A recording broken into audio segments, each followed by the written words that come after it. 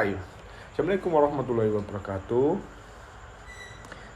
Perkenalkan, nama saya Ahmad Fijatullah Radiputra dengan nomor NIM 210111100326. Baik, saya di sini akan menjelaskan suatu materi, yaitu pengertian hukum alam. Hukum alam adalah teori yang menyatakan bahwa ada suatu tatanan atau prinsip hukum yang bersifat universal, tidak bergantung pada kebijakan manusia atau negara, dan dapat ditemukan melalui akal budi manusia. Teori ini berpendapat bahwa hukum tidak hanya diciptakan oleh manusia, tetapi ada hukum yang melekat pada alam semesta dan manusia itu sendiri yang harus dijalani agar manusia dapat hidup dengan baik. Prinsip hukum alam dianggap berlaku untuk semua individu dan masyarakat di seluruh dunia tanpa memandang budaya, waktu, atau tempat. Sejarah hukum alam gimana sih dan bagaimana asal-usulnya? Teori hukum alam memiliki akar yang sangat tua dalam sejarah pemikiran manusia dan dapat ditelusuri kembali ke pemikiran Yunani kuno. Yang pertama, pemikiran Yunani kuno yang dikemukakan oleh Socrates dan Plato adalah beberapa tokoh awal yang menggagas ide tentang norma-norma moral yang bersifat universal dan tidak bergantung pada hukum yang dibuat oleh manusia. Plato misalnya berpendapat bahwa ada ide atau bentukan sempurna tentang kebaikan yang ada di dunia, ide yang harus dicapai oleh manusia. Sedangkan Aristoteles mengembangkan gagasan lebih lanjut dengan menghubungkan konsep moralitas dengan tujuan hidup manusia, yaitu mencapai eudaimonia, yaitu kebahagiaan atau hidup yang baik. Menurut Aristoteles, hukum yang baik adalah hukum yang mendukung pencapaian kebahagiaan ini. Ia berargumen bahwa prinsip-prinsip tersebut bisa diketahui oleh akal budi manusia. Yang kedua, filsafat stoikisme. Para filsuf stoik seperti Zeno dan Seneca menekankan bahwa ada hukum alam yang mengatur alam semesta secara rasional.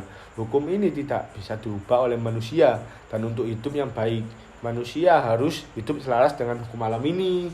Yang ketiga, ada Thomas Aquinas pada abad pertengahan.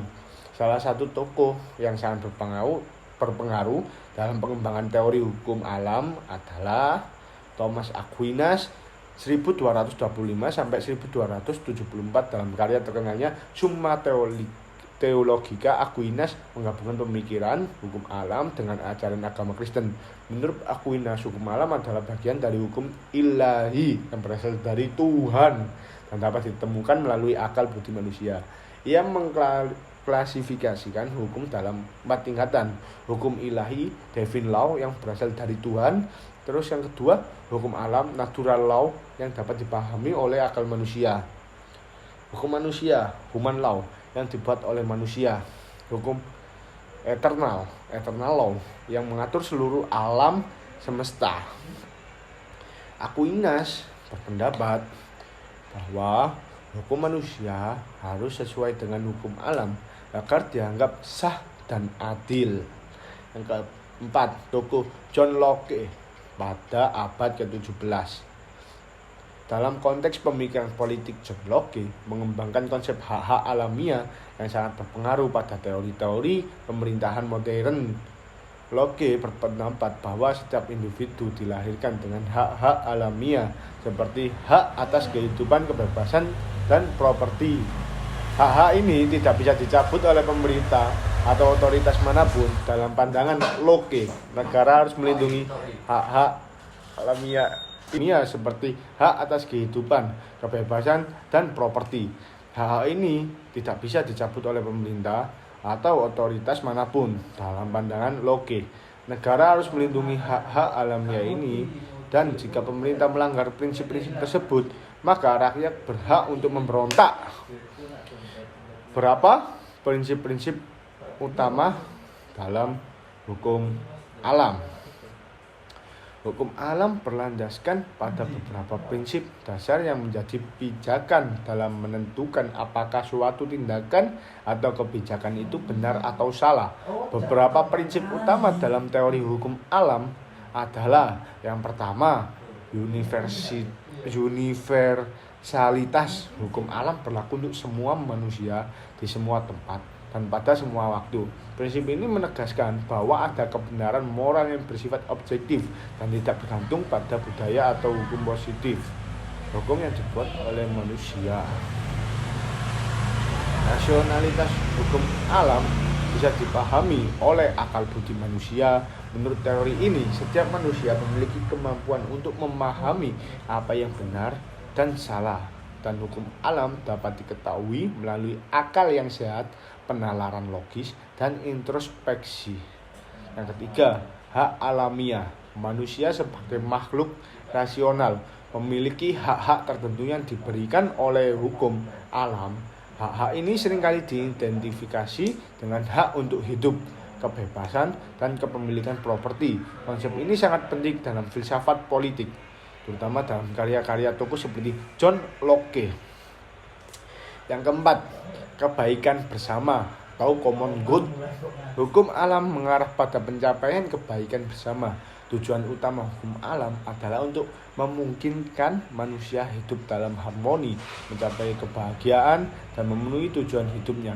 Dalam pengertian ini, hukum alam bukan hanya tentang hak individu, tetapi juga tentang kesejahteraan sosial dan moralitas kolektif. Yang kelima, hukum alam dan hukum positif.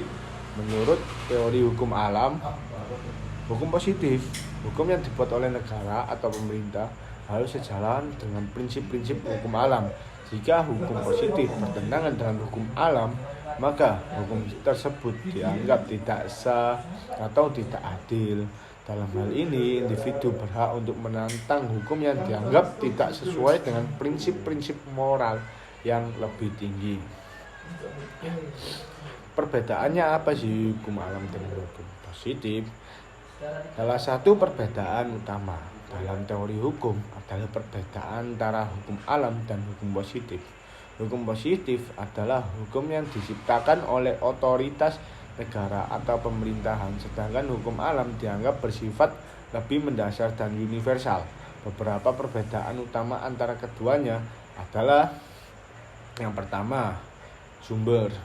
Hukum sumber positif diciptakan oleh manusia atau lembaga hukum, sedangkan hukum alam didasarkan pada prinsip moral yang universal dan dapat dipahami melalui akal budi manusia. Terus yang kedua, kekuatan pengikat.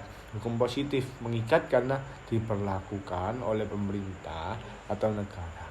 Sedangkan hukum alam mengikat karena bersifat alami dan tidak bergantung pada pengesahan manusia. Nomor 3, keadilan. Hukum positif bisa saja tidak adil jika bertentangan dengan prinsip hukum alam. Hukum alam selalu dianggap adil karena berlandaskan pada moralitas yang universal. Kritik terhadap hukum alam. Meskipun teori hukum alam memiliki pengaruh besar dalam perkembangan hukum dan filsafat politik, teori ini juga mendapat kritik. Beberapa kritik utama terhadap hukum alam adalah 1. Relativisme budaya. Beberapa pihak berpendapat bahwa apa yang dianggap baik atau benar dapat berbeda-beda tergantung pada budaya dan konteks sosial. Oleh karena itu, konsep universalitas yang dimiliki hukum alam bisa dipertanyakan karena moral bisa sangat bervariasi antara budaya. 2. Sifat subjektif dari penafsiran. Meski hukum alam mengklaim bahwa prinsip-prinsipnya dapat diketahui melalui akal budi, dalam prakteknya banyak penafsiran yang bisa muncul. Apa yang satu pihak anggap sebagai prinsip moral yang universal bisa saja dianggap berbeda oleh pihak lain. Yang ketiga, ada sekularisme dan modernitas. Seiring dengan munculnya pemikiran sekuler dan sistem hukum yang lebih berfokus pada hukum positif di era modern, klaim bahwa hukum alam bersifat ilahi atau berasal dari Tuhan semakin dianggap tidak relevan dalam masyarakat yang lebih pluralistik dan tidak beragama. Terus yang keempat, ada ketidakjelasan. Beberapa kritikus berpendapat bahwa hukum alam tidak memberikan pedoman yang jelas dan operasional mengenai apa yang benar dan salah dalam konteks konkret. Konsep tentang kebaikan atau keadilan yang universal sering dianggap terlalu abstrak dan sulit untuk diterapkan dalam kehidupan sehari-hari. Jadi, kesimpulan yang saya sampaikan, aliran mazhab hukum alam natural law berpendapat bahwa ada hukum moral yang bersifat universal dan dapat ditemukan melalui akal budi manusia. Hukum ini dianggap sebagai dasar bagi penentuan yang benar dan salah, dan hukum positif yang dibuat oleh negara harus sejalan dengan prinsip-prinsip hukum alam agar dapat dianggap sah. Meskipun demikian, teori ini tidak lepas dari kritik, terutama mengenai universalisme dan penerapan dalam konteks masyarakat yang beragam. Namun, pengaruhnya dalam pembentukan sistem hukum dan pemikiran politik, terutama mengenai hak-hak alamiah, tetap sangat besar. Terima kasih, itu yang dapat saya sampaikan. Wassalamualaikum warahmatullahi wabarakatuh.